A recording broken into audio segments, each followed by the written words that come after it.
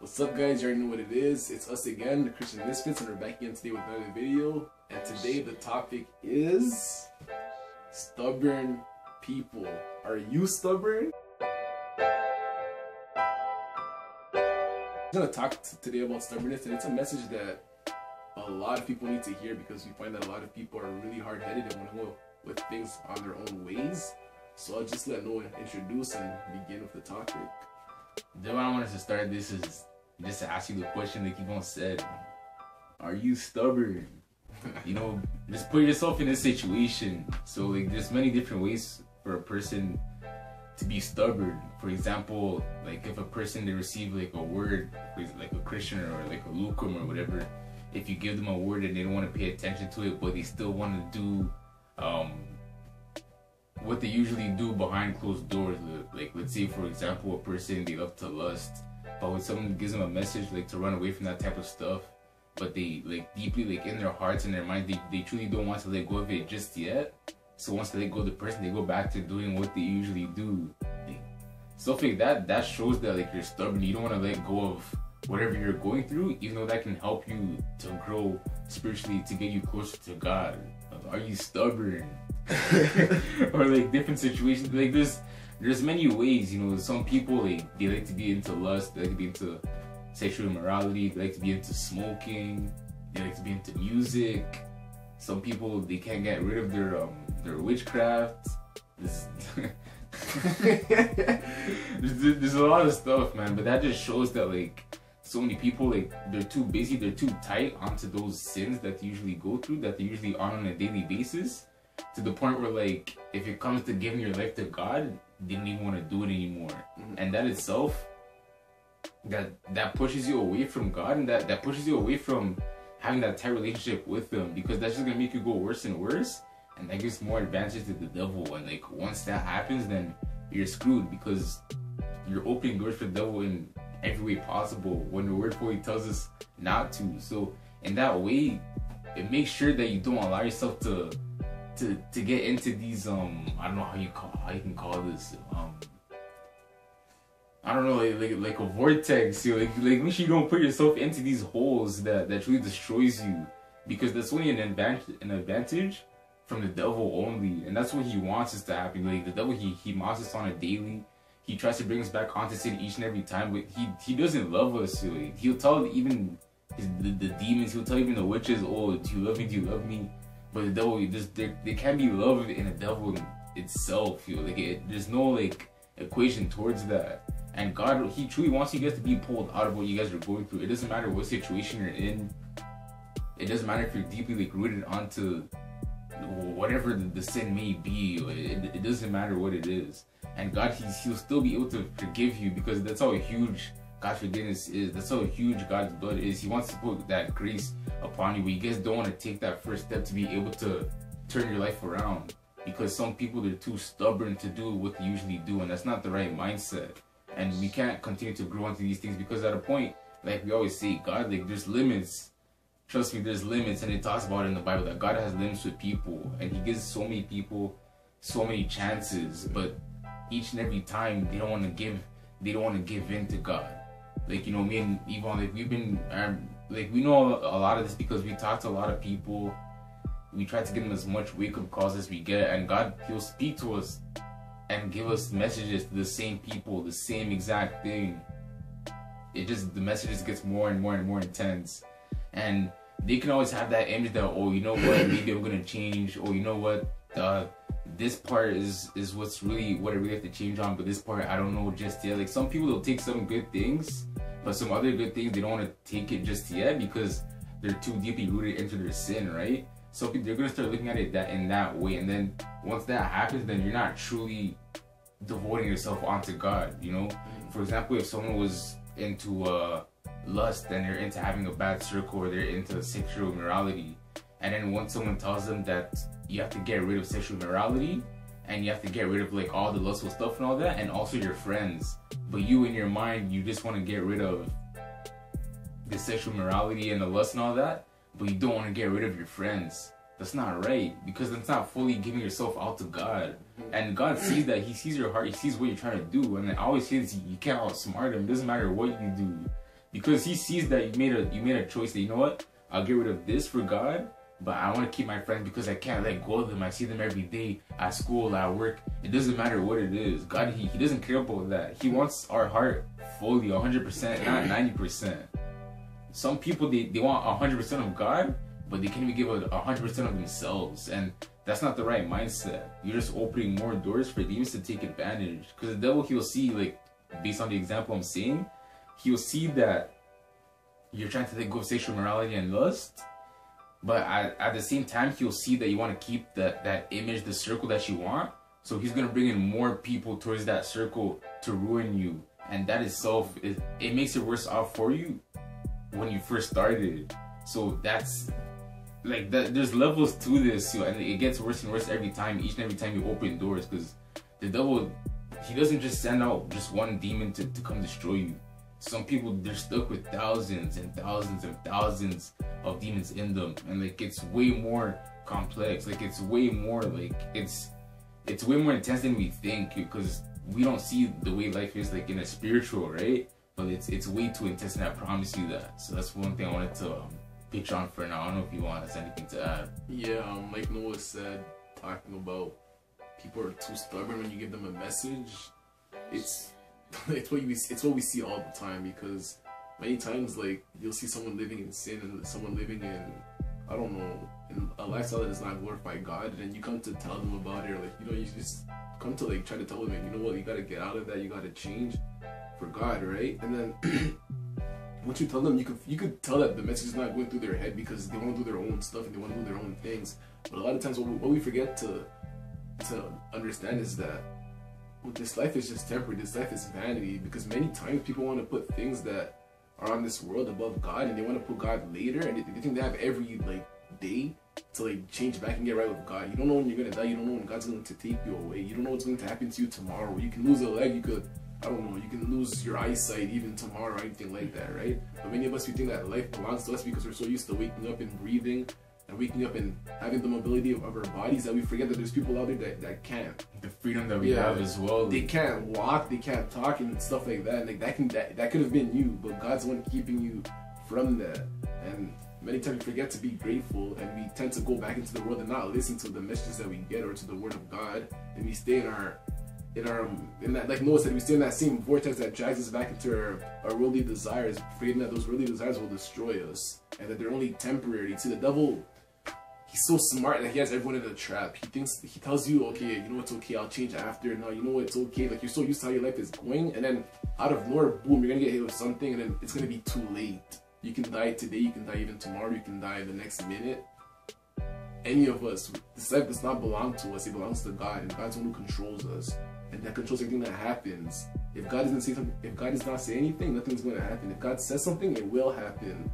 Don't forget that. Many times we think that we have the upper hand in this life, but we don't. We do not have the upper hand. Zero. God is what controls everything. God is the one keeping you alive right now. So whenever you receive a message, instead of being stubborn, try taking it to heart and try really changing for God, because He died for you on the cross. And He showed His love to you at 100%, right? Like Noah said, if you want God to give us 100%, blessings, strength, our family together, all these things and all that, but we don't want to give God our 100%, and it's sad. And God doesn't work like that. He's not unfair. He's not dumb. You can't outsmart God, right?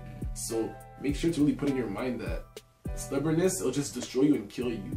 Stubborn people, like, the only destination stubborn people have is hell, because they don't listen. They don't want to listen. They only want to do their own things. I know some of these people that I've spoken to, you just talk to them, you can see the message going from one ear to the other. Like, oh yeah, I'll change. Oh my gosh, yeah, it's true. Like, they're acting like they're really touched by it, but you know that they're truly in their heart that they're not touched by it. And then they go back to doing the same exact things that they usually do. You tell some people, read your Bible, they still don't read their Bible. You tell some people, hey, stop fornicating, stop doing that, and they'll agree with you. They'll be like, oh yeah, I'll stop. In 2 days, they'll go back to doing the same things. Why? Because they're so comfortable into their sins. But you guys have to watch out, because like I always say, you can't play around with God forever. And this is a lesson that I learned so many times when I examine everyone in the world and I examine everyone's situations. You cannot play with God forever. He'll strike you down to your knees, and you're not gonna have anywhere to go, because you can't run to anyone but God. And if God's one who threw the curse against you, who are you gonna run to? Who are you gonna pray to? The devil? Nope. You're not gonna do that. Like I said, you can't outsmart him. God, He knows all the moves, He knows the whole game plan and everything you're trying to do, but it's not gonna work out with God. Like Yvonne said, He's gonna bring you down to your knees to the point where you have to seek Him and Him only. But some people, they don't want to do that. Some people, they're too used to their sin, right? Like I say, like it's like a passage like in the Bible where it talks about how people, they're more hearers than doers, right? But the Bible tells us to be more doers and not just hearers. But some people, they just love to hear and they don't want to live it out, you know? So like James 1:22. Yeah, I think it's somewhere in James, but that's how you see everyone in the world today. They don't want to give it their all. They don't want to do certain things at a certain extent because they're too busy doing their own thing. And once you do their own thing, like what's the whole like point of it? God's not in it. And look at it as in the perspective that we're in this world to please God. We're not in this world for school. We're not in this world for music. We're not in this world for whatever other human being that you're falling in love with. We're not in this world for that. No. We're in this world to save disciples, and we can't slack on that. God's people's asleep, but you see all these people, you know, these Catholics, you see these Buddhists, you know, like these people that these religions, those Freemasons, all the people that worship the devil, these guys, they don't sleep, yo. They strive each and every single day for them to kill us spiritually, to bring us down till we go to hell, till it's over for us. But us, we're sleeping. You see these people, you see, the Bible even talks about how the devil, he doesn't sleep. He doesn't sleep at all. He seeks and he tries to destroy us in every single way possible. He won't sleep. As soon as he sees an open door, then he's gonna go right in. And that's because you open the door for the devil. We have authority over the devil. That's one thing you have to understand. And you have to close every single one that the devil tries to enter in. But us as Christians, we try to open it because we're too busy being asleep while these demons, while these religions, while all these people that plan, that pray day and night, like they're barely asleep. Each and every single opportunity, they try to destroy us each and every single way while us are asleep. They don't sleep, so why are we asleep? That's why us as Christians, we have to wake up, and God cries each and every single day, because there's Christians that they call themselves Christians, but at the same time they take school too serious. They call themselves Christians, but they take lust way too serious. They call themselves Christians, but they're too busy into hanging out with who knows, friends, family that are too like into the world, hanging out with the bad circle that leads them to strike, like you won't say you can't play around with God forever. Because why? Because there's limits. God, he has limits with people, and he gives so many opportunities for people to change. Like, it's not even a joke, because God, his grace is too huge, and he's slow to anger, because it starts off with God being peaceful, and like he'll keep allowing you at a certain extent. That's when his wrath is gonna come out, and you don't want to be at that stage. Because when God's wrath comes out, then that's when it's worse for you, and like you're basically at the end point. So you really have to watch out for that, because it's no joke when it comes to God, man. It's no joke at all. And you guys put yourselves in that situation. Are you stubborn? Because there's so many times like we don't even take in the stuff that we go through. Even us, we're not perfect, yo. We have to like make the decision ourselves. We wake up in the morning, we ask ourselves, you know what good things are we doing? What are the things that we're doing that are wrong as well? And ask ourselves, are we stubborn in this situation or in that situation?